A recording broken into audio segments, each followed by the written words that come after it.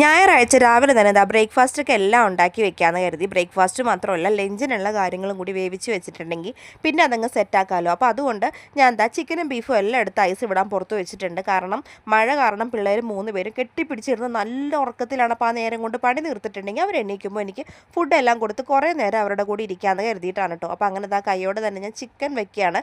രാവിലെ നമുക്ക് വെള്ളയപ്പവും ചിക്കൻ കറിയാണ്. വെള്ളയപ്പത്തിനുള്ള മാവും ഞാൻ രാവിലെ എണ്ണീറ്റ് അരച്ചടിച്ച് വെച്ചിട്ടുണ്ടായിരുന്നു. പക്ഷേ തണുപ്പ് കാരണം അത് പൊന്തി കിട്ടാൻ കുറച്ച് വൈകും. അപ്പോൾ ഞാൻ നമ്മുടെ അടപ്പിൻ്റെ അടുത്ത് ഇങ്ങനെ വെക്കും. അപ്പോൾ അതിൻ്റെ ചൂട് കൊള്ളുമ്പോൾ പൊങ്ങുമല്ലോ. ഞാൻ ചിക്കൻ കാല് ഇങ്ങനെ കാണിക്കാൻ കാരണം എന്താണെന്നോ, എനിക്ക് ചിക്കൻ കാലിന് വേണ്ടി അടി പിടിക്കേണ്ട ആവശ്യമൊന്നും ഉണ്ടായിട്ടില്ല. കാരണം ഞാൻ ഒറ്റ മോളാണല്ലോ, 2 കാലും എനിക്ക് തന്നെയായിരുന്നു. അപ്പോൾ ഇവിടെ ഇപ്പോൾ 2 പിള്ളേരുണ്ട്. അപ്പോൾ ഓരോരുത്തർക്ക് ഞാൻ ഓരോ കാല് വീതം കൊടുക്കും. പക്ഷേ എൽസും കൂടി വലുതായി വരുമ്പോൾ നമുക്കിതാ എക്സ്ട്രാ ഒരു കാലും കൂടി ചോദിച്ച് മേടിക്കേണ്ടിയിരിക്കുന്നു.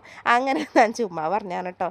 അങ്ങനെതാ നമ്മൾ വേഗം ചിക്കനും ബീഫും ഒക്കെ സെറ്റാക്കുകയാണ്. ഞാൻ ബീഫ് കുറച്ച് മഞ്ഞളും ഉപ്പും കുറച്ച് ഗരം മസാലയും കൂടി പുരട്ടിയിട്ട് കുക്കറിൽ വേവിച്ചിട്ട് മാറ്റി വെക്കുകയാണ്. നമുക്കിത് ഉച്ചക്കത്തേക്ക് എടുക്കാനാണ് കേട്ടോ. ചിക്കൻ കറി നമ്മളിപ്പോൾ രാവിലെ വെള്ളയപ്പത്തിൻ്റെ കൂടെ എടുക്കാനാണ്. ബാക്കിയുള്ളത് നേരെ ഞാനെടുത്ത് ഫ്രിഡ്ജിൽ വെക്കും. പിറ്റേ ദിവസത്തേക്ക് എടുക്കും. ഉച്ച കഴിഞ്ഞിട്ട് ഞാൻ കുറച്ച് എല്ലും കപ്പ, അതായത് ബീഫും കപ്പയും കൂടി വേവിച്ചെടുക്കാൻ വേണ്ടിയിട്ടാണ് ആ ബീഫ് അങ്ങനെ ഇച്ചിരി മസാല ഇട്ട് വേവിച്ചെടുക്കുന്നത്. പിന്നെ നമുക്ക് ചോറില്ല. അപ്പോൾ അരിയൊക്കെ കഴുകി അടപ്പത്ത് വെച്ചിട്ടുണ്ട്. മഴയ്ക്ക് ഒരു കുറവില്ല കേട്ടോ. നല്ല തകർത്ത് പെയ്യാണ്.